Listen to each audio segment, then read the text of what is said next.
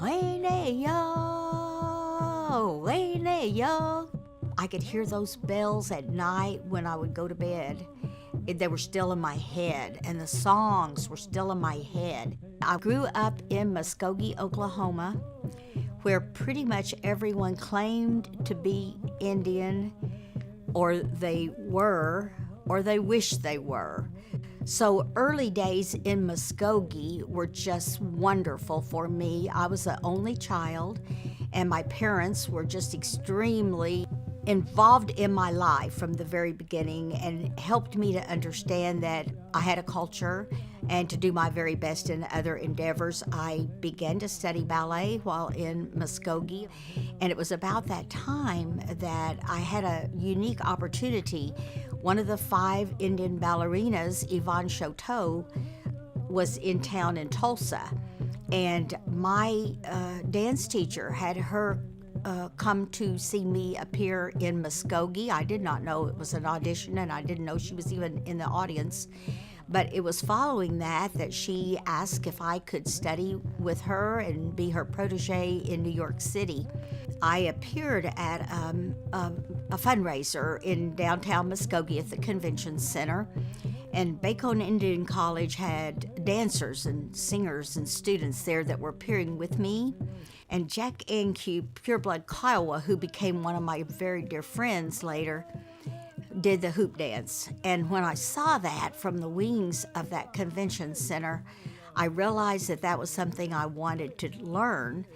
And he agreed to teach me. And so he asked me to never tell anyone who taught me, because you see, he was Plains Indian, and all these dances that I began to learn were done by other tribes, certainly not by Cherokee.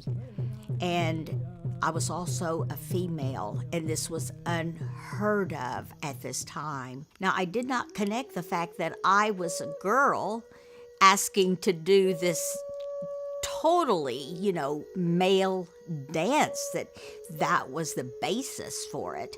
So we're going back to 1950s, 1947, I guess. Others were doing ballet. No female was studying the hoop dance, but it was the most lovely thing I had ever seen. And within about 4 months, I had accomplished it because of my ballet training. And Jack invited me himself to go to a powwow in Okmulgee, Oklahoma. I'll never forget.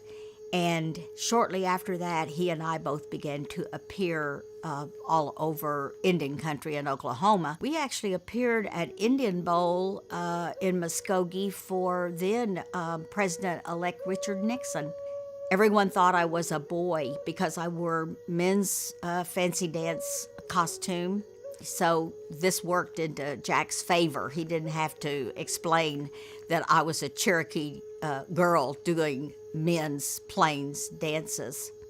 My whole attire was pretty much created a little bit and directed by Jack Anque, but absolutely hand done by my father and then by my mother as well.